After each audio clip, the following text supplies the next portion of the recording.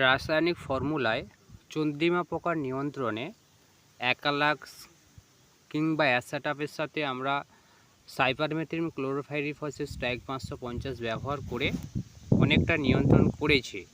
কিন্তু আজকের আমি আলোচনা করব 100% জৈব এবং জীবাণু পদ্ধতি ব্যবহারে রোগ ও পোকা নিয়ন্ত্রণ।